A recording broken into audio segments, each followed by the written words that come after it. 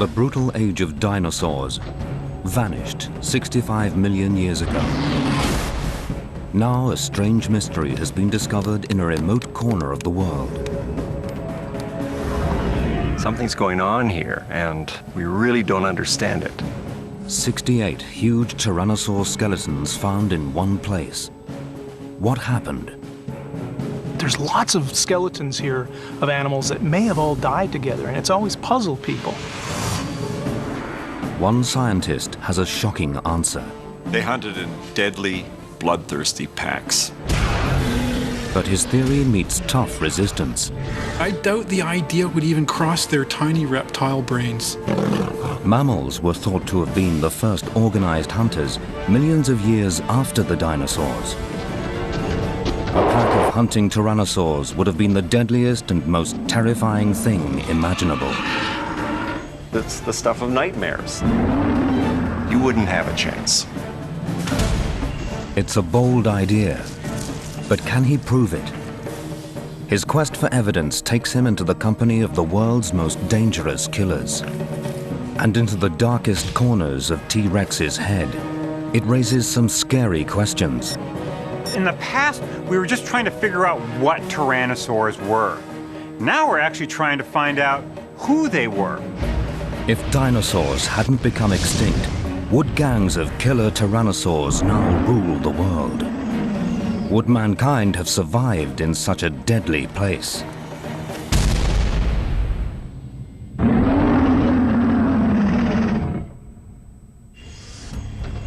"65 million years ago, a terrifying monster walks the earth. Tyrannosaurus rex. The tyrant lizard king. It's over 40 feet long, 13 feet high, and weighs around 7 tons. Its jaws are over a yard long, with more than 60 9-inch long, bone-crunching teeth. Was T-Rex a solitary, mindless killer? Or was it an intelligent, social creature?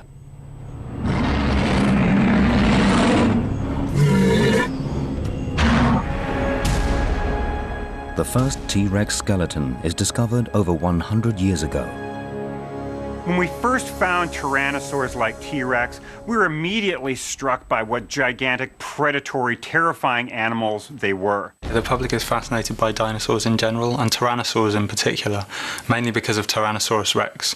And it's probably not just the only dinosaur, but one of the only species that's known to the general public by its full scientific name. And it's perhaps because it was one of the biggest predators that ever lived. And I think people find that quite inspiring. Further finds only add to this image of a formidable killer terrorizing prehistoric Earth. It grabs the public's imagination. How intelligent were these monsters? Would they still rule the world if they hadn't become extinct? Would mankind have survived in a world dominated by T-Rex? Dinosaurs have been viewed as relatively dull-witted, but the emerging picture now is that some predatory dinosaurs were actually quite intelligent. And yet so little is known about them. For years, scientists concluded that tyrannosaurs were solitary creatures because their skeletons were found alone.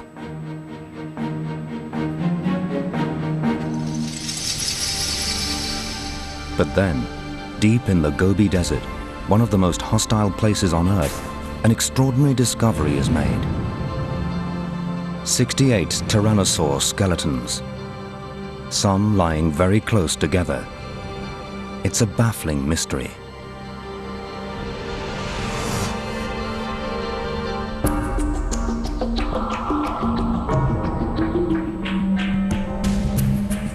Over 5,000 miles away in Western Canada, there is a scientist who believes he knows the answer. Dr. Phil Currie is a paleontologist and highly respected dinosaur expert. He has been obsessed with tyrannosaurs since he was very young. When I was 6 years old, I opened up a cereal box one day and there was a plastic dinosaur inside. I really loved that little thing. It inspired my imagination. My parents had to buy me that cereal over and over and over again because I was looking for the Tyrannosaurus Rex. His early fascination with this deadly predator has led Dr. Currie to become one of the world's preeminent experts on tyrannosaurs. This is Tyrannosaurus Rex, without a doubt the most fearsome predator that ever walked the earth. It had a skull that was 5 feet long, a head that's so big that it probably weighed half a ton. These teeth are serrated down the front and the back, so they are like steak knives in a way. However, the teeth have to be incredibly thick. They're like big bananas, and the reason for that is pure and simple. They're not only biting through flesh, they're also biting right through bone. Tyrannosaurs were the top predators of the very end of the age of dinosaurs. Those were the most highly adapted large predators that existed during the entire age, and I think they were by far the most dangerous animals. But being a big, brutal heavyweight has its downside. When we first found these animals, we sort of assumed they were relatively slow-moving, dull-witted animals. They were probably solitary hunters. Tyrannosaurs, I believe, were far more complex and more dangerous than we ever could have imagined. Dr. Currie has a radical theory that changes everything we think we know about tyrannosaurs. It also explains the mystery in the Gobi Desert. These animals were, in fact, in the same place because they died together, and they died together because they were, in fact, living together. They hunted in gangs. Dr. Currie's idea that tyrannosaurs hunted in deadly organized gangs implies they were much more intelligent and therefore far more dangerous than we ever imagined. It's a terrifying thought. Nothing could outrun or outmaneuver such a lethal pack of bloodthirsty killers. Phil probably knows more about tyrannosaurs than anyone. He's collected a lot of fossils of them, and he's more familiar with the evidence than anyone else. His theories are definitely not inconsistent with the evidence. It's a highly controversial theory. It even impacts our ideas about our own evolution. Many scientists strongly disagree with him. What is the evidence that they are pack-hunting animals? In paleontology and in any science, we have to constrain our speculations, hopefully with some data. Pack hunting probably evolved with the rise of mammals. The reptilian brain is not as sophisticated as the mammalian brain, and I don't think they'd be capable of such behaviors, cooperation. They have just enough brains to survive, find their meal, find their mate. It's been fairly entrenched that tyrannosaurs and other large dinosaurs were probably solitary hunters. So this was the first time it had ever been seriously suggested that maybe at least some of them actually went around in packs. And as a result, with any new idea, obviously you get some initial skepticism. Dr. Currie's theory flies in the face of the established view. If his idea is to be taken seriously, he knows he must find solid proof. The best evidence would be a group of tyrannosaurs buried together. And that's extremely difficult to find. His search leads to an important clue. Dr. Currie is in New York one day, studying the bones of a cousin of T-Rex's called Albertosaurus. I'll open up a drawer, and there's a foot of an Albertosaurus. Now, it's not just one bone, it's a whole foot, and it's a left foot. Pretty interesting. I open the next drawer, and there's 2 more left feet. He finds 9 separate left feet. That means 9 skeletons, all of them tyrannosaurs.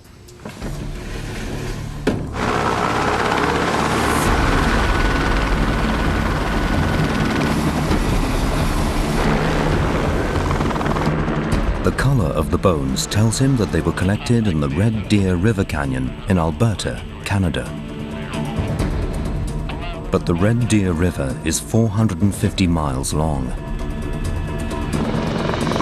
And the terrain is steep and treacherous. The locals have a name for it: the Badlands. When we started looking, we didn't know where in these badlands he had gotten those specimens. Looking for anything here is like looking for a needle in a haystack.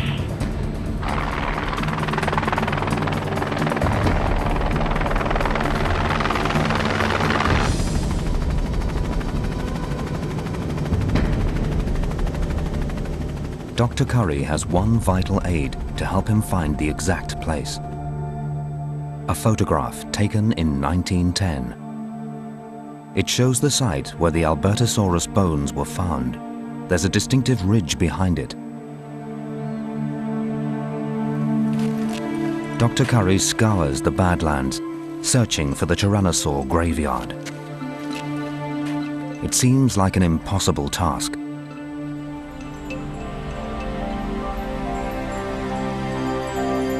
Finally, he finds what he's looking for. It happened to be the hottest day of the year. It was 43 that day, and I kept at it because I was pretty determined.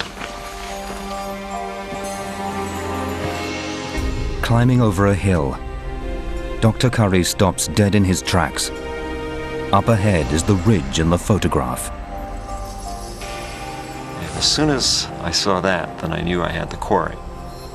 I was at the point of heat exhaustion at that stage. So I didn't look around my feet, otherwise I would have seen there were Albertosaurus bones all over the place. The very next day, Dr. Currie and his team start digging. There are dinosaur bones everywhere.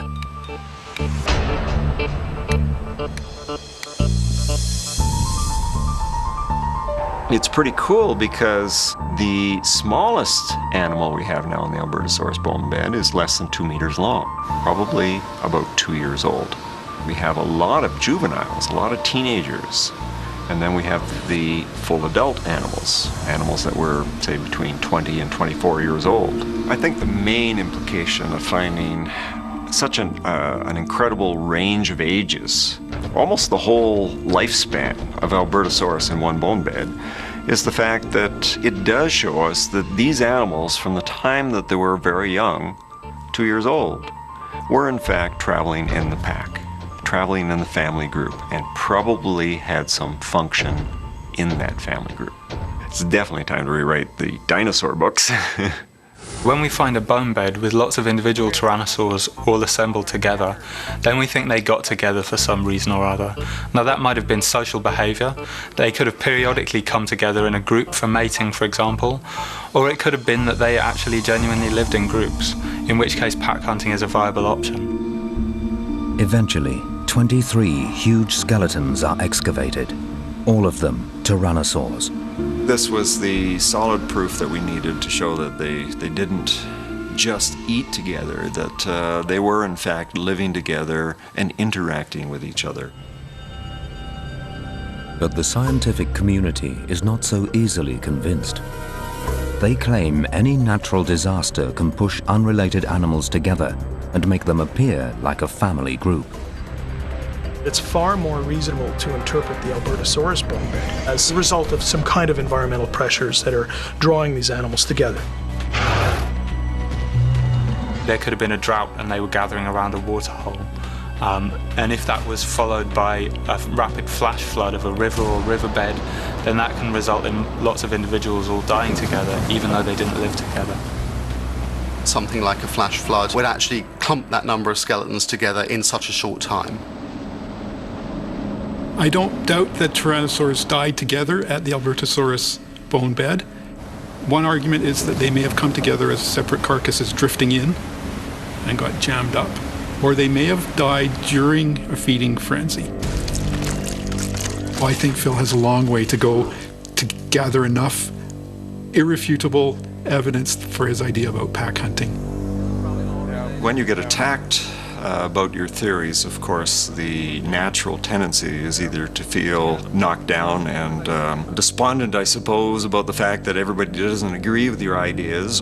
I shouldn't really let it upset me, because really what I have to do is always go out and collect more evidence to support my claims. How far will Dr. Currie have to travel to find the evidence to support his theory that tyrannosaurs are really more intelligent and much more dangerous than anyone thought? Paleontologist Dr. Phil Currie believes that tyrannosaurs were the deadliest killers of their time. They hunted in organized gangs that no prey could escape from. But he needs solid proof to convince the scientific community of his idea. The idea that tyrannosaurs hunted in packs is kind of crazy for a lot of people. It's very controversial. We'd always thought that tyrannosaurs hunted as solitary animals.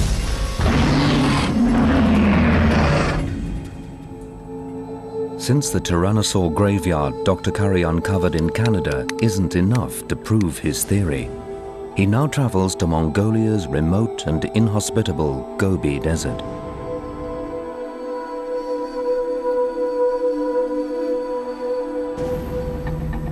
He wants to investigate the mystery of the 68 tyrannosaur skeletons found there. If these monsters died together, Dr. Currie hopes he can find evidence that they also lived and hunted as a group. Paleontologists are kind of like detectives in a way. You go back to the scene of a crime and you look at all the evidence and you try and interpret what's going on. It's a grueling 6-day drive to the place where the fossils were found. Most of the Gobi Desert lies at an altitude of 3,000 to 4,000 feet. It occupies an area nearly as big as Alaska and is completely isolated from the outside world. Temperatures in summer can soar to over 115 degrees Fahrenheit and drop to -40 in winter. It's such a hostile environment that not even the local tribespeople can survive here. Working in the Gobi is not for the faint-hearted. You have to be prepared for very intense kind of weather, and that usually involves a lot of heat, extremely windy and sandy and dusty, with dust storms that can literally rip a camp apart and dismantle vehicles by getting the sand in all the operating parts. It's actually such a hot and dusty and dry environment that you have to really watch your health, make sure that your skin's not peeling off, keeping yourself hydrated, enough water in your system, and then, as I said, focusing on the work and making sure that you don't overlook the more essential aspects of keeping yourself on the go. Base camp is at a place called Bugin Sav, over 600 miles from the Mongolian capital. All food and water has to be brought in and used sparingly. This is extreme paleontology. When it comes to hunting dinosaurs in Mongolia, particular places like Bugin Sav, I mean, this is an absolute gold mine. For Dr. Currie and the international team of fossil hunters traveling with him, this is the ultimate destination. I try to go where there's a chance of making good discoveries, finding new things about past life on the Earth. The environment around us is a challenge. We have to get past that. And in some strange way, it kind of focuses your attention and makes you even all the more determined, regardless of the sandstorms and the flies and all the gear failure. In spite of all that, we're determined to get the answers that we came to get. It's one of the richest prehistoric graveyards on Earth.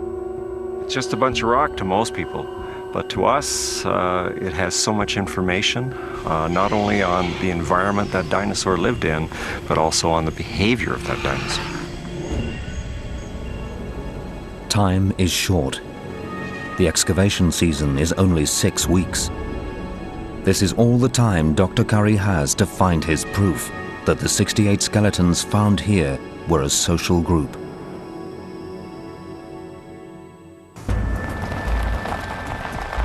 In the morning, Dr. Currie and the team set out to explore the area. He needs to find where the skeletons were discovered.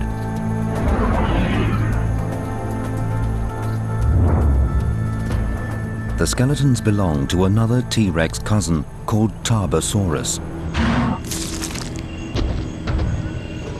a vicious, bone-crunching killer. So this was a really nasty animal. It had absolutely enormous, very, very powerful jaws.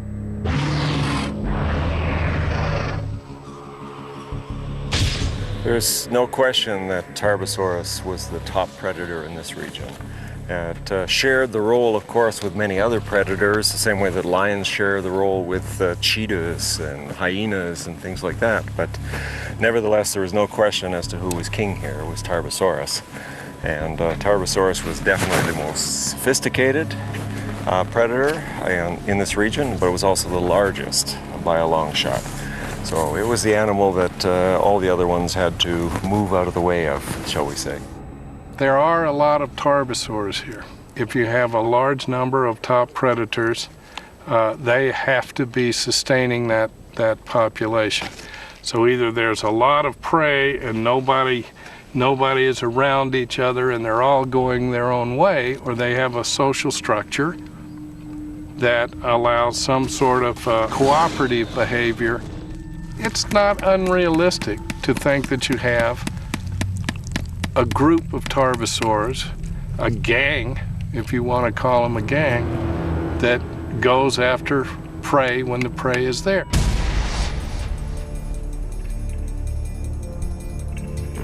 Dr. Currie has the GPS coordinates for each of the excavation sites.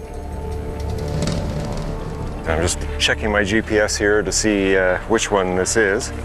There are so many of them here that I can't keep them straight. As Dr. Currie searches for the sites, he sees dinosaur fossils everywhere. Almost anywhere else in the world, if you find a skeleton like this, this would be collected as is and would be considered a national treasure. There are so many specimens. Virtually every day we go out and we find something like this. There is one serious downside to this abundance of fossils. Poaching. Dr. Currie is disheartened each time he discovers the smashed fossils and other debris left behind by poachers. We find these nice little bottles that contained cyanoacrylate or super glue, and basically what they do is they just pour it onto the bone so they can just rip it out of the hillside. I don't think they got much out of this one though. Yet they clearly got something, otherwise the glue bottles wouldn't be here. There's a thriving black market in fossils from the Gobi. It's illegal to take them without government permission, but this is one of the poorest countries on Earth. Dr. Currie is concerned that valuable fossils, as well as crucial evidence for his Dino Gang theory, could so easily be destroyed by poachers. But the desert is just too big to police.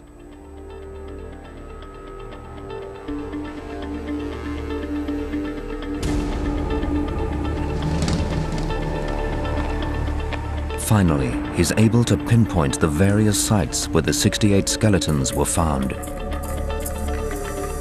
It turns out many are very close together.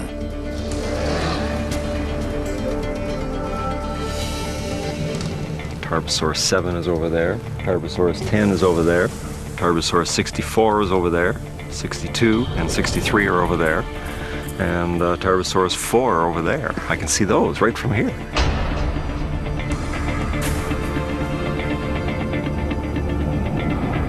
With up to 11 skeletons lying so close together, this could be the proof of a tyrannosaur social group that Dr. Currie has been looking for. But there is one major problem. Just because skeletons lie close to each other now does not mean they were together 70 million years ago.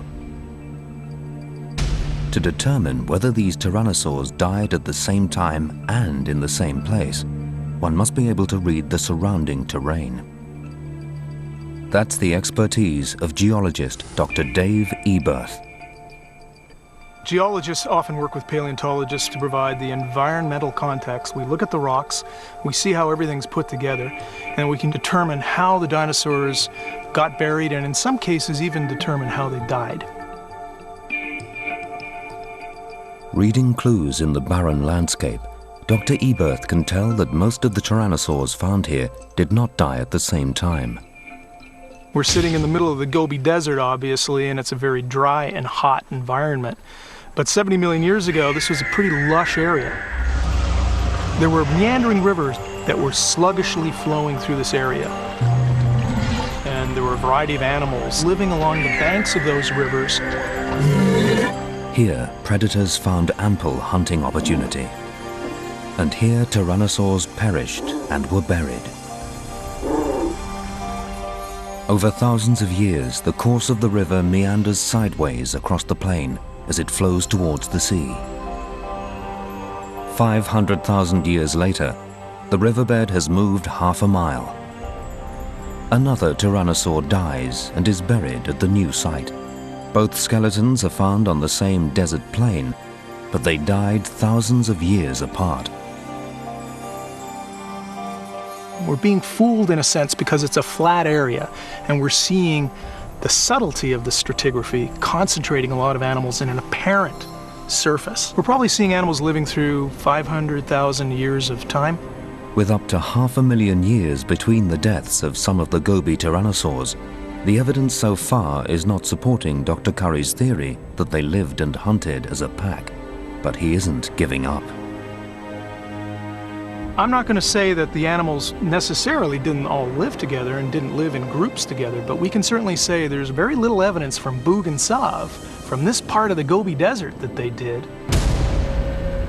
After weeks in the desert, a number of new fossils have been collected and detailed information recorded for each of them. Studying the fossil sites, Dr. Currie is able to refine his vision of what happened here 65 million years ago.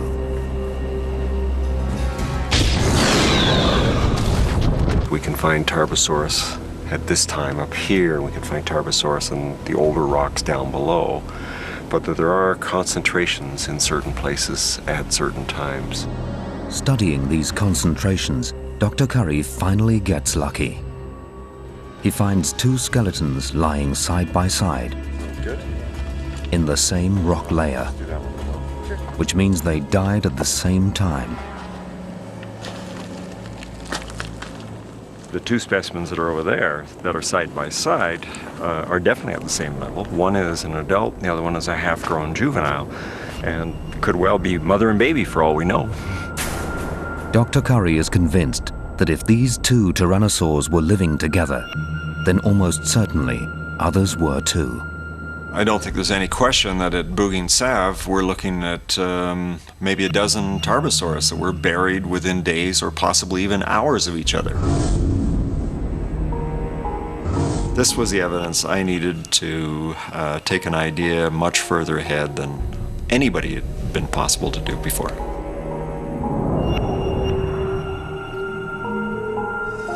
Phil has actually found evidence that these animals lived together, but not necessarily that they were pack hunters. The proof that would really clinch it for me is this evidence of finding multiple individuals at a single kill site. No one has ever found the skeleton of a prey animal with evidence of many tyrannosaurs feeding on it. Is that because it never happened? This raises a fundamental question. If Tyrannosaurus was such a successful killer, why would it need to hunt in a pack? Dr. Currie's search for answers will lead him into the darkest corners of this mighty killer's brain.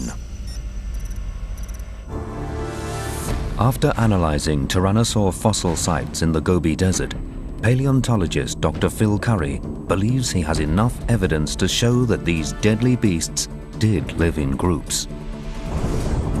But a worrying question remains.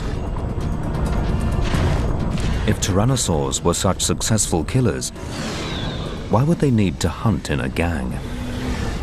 In the past, we were just trying to figure out what tyrannosaurs were. Now we're actually trying to find out who they were. We're trying to understand what their behavior was like. Dr. Currie and the team make an amazing discovery. They find the fossilized bones of a huge dinosaur. Could it be a tyrannosaur? will it tell them something new about these prehistoric predators? Dr. Currie digs down with extreme care. The rule of thumb is that the further you are away from the specimen, the bigger the tools you use, but once you get closer, you use finer and finer tools.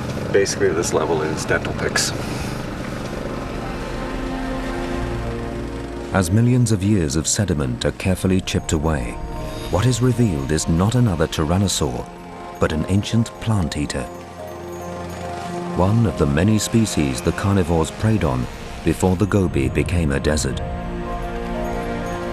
Tyrannosaurus would have been like a modern-day lion in this world, the king of the jungle, vastly outnumbered by its prey.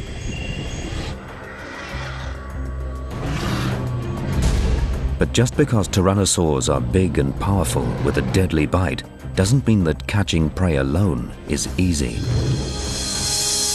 Being a predator is actually a pretty risky business because the prey animals don't want to be eaten, and very often they will fight back and have the tools to fight back. Like many prey animals today, tyrannosaurs' targets have a range of defense mechanisms. Sauropods, like the massive Nemegtosaurus, can be up to 100 feet long, just too big for a lone tyrannosaur. Ankylosaurus wears a suit of heavy armor and can break bones with the heavy club at the end of its tail. Protoceratops has a large bone shield projecting from its skull, protecting its neck, making a single killer bite extremely difficult. Predators actually risk their lives every time they go after a prey animal. It may kick the predator, use horns, use claws, use any means to not be eaten. In the Gobi Desert, the team now identifies the herbivore fossil they've discovered. It's a Therizinosaurus, a 40-foot-long dinosaur that weighs about 4 tons, with sharp scythe-like claws up to 3 feet long to defend itself. This is the forearm of the Therizinosaur we found, and the forearms are very long. I mean, this is just part of the radius, and you can see there's still quite a bit more to go. We have the whole length on the other one, and consequently we know that this animal had very, very big arms. No question at all about distinguishing this one from Tarbosaurus. This guy also had very large claws.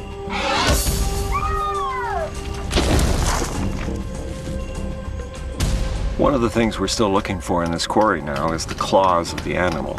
We have the lower arms, we have the upper arm, we have the vertebral column, but we still haven't found the claws. Some of these animals had claws up to 1 meter long, which is really hard to believe, but they had them. We think that maybe they were using their hands more for ripping apart logs or nests of termites or who knows exactly what, but the claws were there for function, not just defense or catching prey. You know, when you think about it, it does make an awful lot of sense that these packs of tyrannosaurs would have a lot of advantages by hunting together. Overcoming a prey's defensive weaponry is just one of the reasons tyrannosaurs could benefit from hunting in a gang. Another reason is that, like many of today's prey animals, plant-eating dinosaurs move around in big herds. These herds included tens, hundreds, or even thousands of animals in the herds. These were like bison herds, gigantic herds of animals moving north for the summer and then south again for the winter. Many predators today are solitary hunters, but those that feed on large herds have tended to evolve pack hunting strategies. It's the same kind of pattern we see today in many parts of the world, where herbivores move in big groups, carnivores do it as well. Look at the king of beasts, lions. They live in prides, and they cooperate in their hunting. If you look at wolves, they cooperate in their hunting. It's likely that if tyrannosaurs were hunting prey that moved around in herds, that they were doing it in packs. Like lions, tyrannosaurs are the apex predators of their world. This means they probably make up between 5 and 10% of the total animal population in their area. For the 11 tyrannosaurs that appear to have died at the same time in this part of the Gobi, Dr. Currie would therefore expect to find between 100 and 200 herbivores. We would expect to find skeletons of armored dinosaurs and hadrosaurs and sauropods for every tarbosaurus that we find. But at this level, that's not what we're finding. The number of tyrannosaur fossils found is disproportionately high. We're finding Tarbosaurus makes up 30, 40, or even 50% of the animals at this particular level. Something's going on here, and we really don't understand it. What makes it even more puzzling is that the geological layers show a normal ratio of fossilized footprints between predators and their prey. When we look at the footprint sites, we find that Tarbosaurus tracks are actually very rare and make up less than 10% of the tracks that we find. This is what Dr. Currie would expect to find. So where have all the plant eaters' skeletons gone? Dr. Currie will have to journey halfway around the world to get an answer to this question. The tyrannosaur skeletons found together are Dr. Currie's strongest evidence yet that these predators might have lived together. Perhaps even in something resembling a pride of lions. But other scientists are very wary of making this kind of comparison. Trying to compare a tyrannosaur to a lion, I don't think it's a valid comparison. Yes, they're the largest predator in their habitat, but then I think the similarities end and you have to start looking at their anatomy and the differences in their biology. Lions have a very complicated social structure. We have no evidence for that sort of social structure directly from the fossil record for something like Tyrannosaurus. The combination limited intelligence and I think extremely large body size meant that it had to pretty much be every tyrannosaur for himself.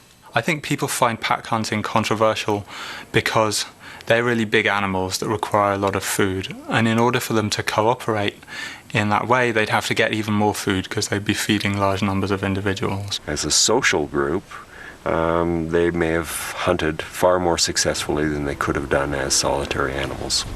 They would have been able to break up herds of dinosaurs to take them. Hunting in a team also requires speed and maneuverability, as well as intelligence. And the things that allow top predators to catch their prey are their speed, agility, their sense of sight and smell, and their claws and their teeth, and the adaptations of their skeleton to the force and the battle and the struggles that automatically ensue when you're trying to make a meal out of a living animal. Dr. Currie needs physical evidence that tyrannosaurs did have the speed and agility to hunt down fleeing prey. And then he makes an exciting discovery.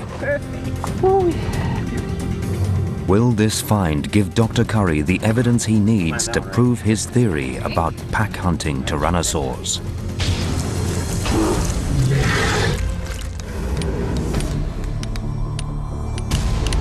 Dinosaur hunter Dr. Phil Currie believes that in order to overcome their prey's defenses, tyrannosaurs hunted in packs. But did they have the speed and agility to do so? A new fossil Dr. Currie has just discovered in the Gobi Desert might provide an answer.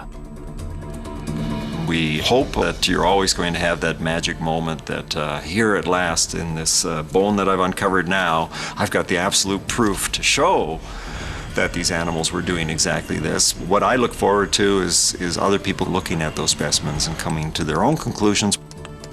This is the hind leg of one of the large tarbosaur specimens. The fossil has been here for 70 million years.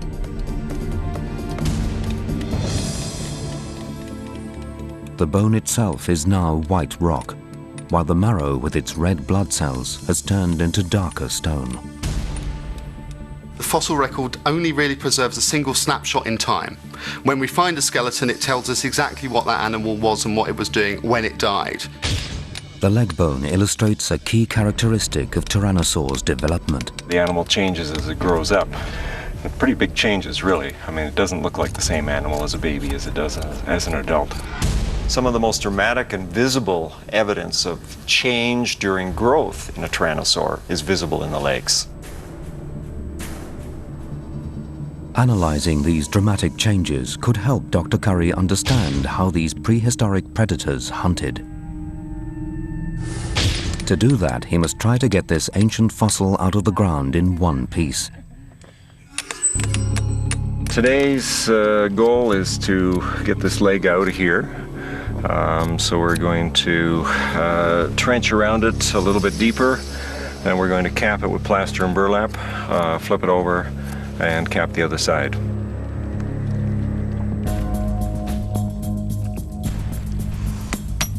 The fossil has to be prized loose with extreme care. Any jolt might cause the surrounding rock to crack and destroy the valuable evidence. Dr. Currie and his team now have the delicate task of turning the fossil over to protect the other side. He is increasingly nervous. When we flip any jacket, it's a very apprehensive time because you don't know if you've done it deep enough, and you don't know if it's going to fall out the bottom. Cause for some stress, I would say.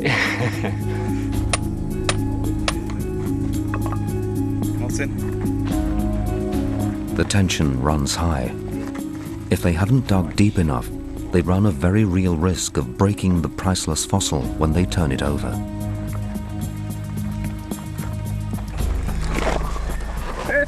Beauty. Woo-wee. Beauty. That was a tough one. We turned it successfully. There were just a few little things that would have been better if we'd been a little bit deeper, but then we might have had other problems. So this is perfect. Safely wrapped in a solid plaster jacket, the fossil is then driven back to camp.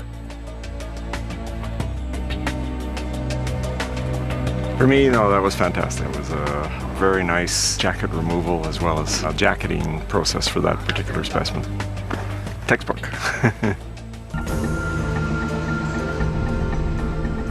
After 6 intense weeks in the desert, the dig season is over and the team must leave the Gobi.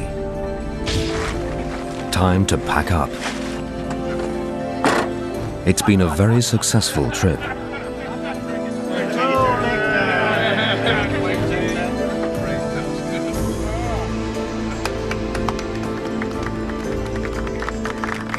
Being a paleontologist is like somebody who puts together jigsaw puzzles, and whether we're looking at individual skeletons trying to put them together, or whether you're looking at a body of evidence that's growing as you collect parts of more specimens and more data concerning the environment the dinosaur was living in and so on, you're putting together a jigsaw in a very different way, but it's still a jigsaw puzzle.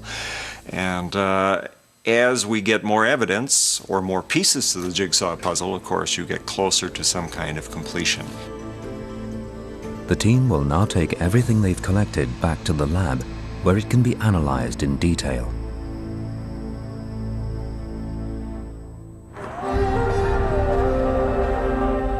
First stop for the precious fossils is the Mongolian capital, Ulaanbaatar. From there, they will be shipped to a special research laboratory in South Korea. That's where the investigative work will take place. We can pull these fossils out of the ground, but we're not always sure immediately what they actually mean. Once we get them back to the lab, then the science starts. And at that point, the explosion of information begins, and we start to figure out what those fossil bones are really trying to tell us. They might reveal that tyrannosaurs did have the speed and agility to hunt in packs. If so, scientists will have to revise their idea of this monster having been a slow, dull-witted animal. And maybe even think again about our own evolution. We think we're the best and the most highly evolved and the most highly adapted animals that ever existed. But when you have animals that dominated the world for 150 million years, you know they did something right. Dr. Currie has to make sure the fossils reach the laboratory undamaged. One slip here, and the vital evidence could be shattered. What might these ancient bones reveal under the bright laboratory lights? Will they help Dr. Currie prove his controversial theory that tyrannosaurs were the deadliest pack hunters ever known?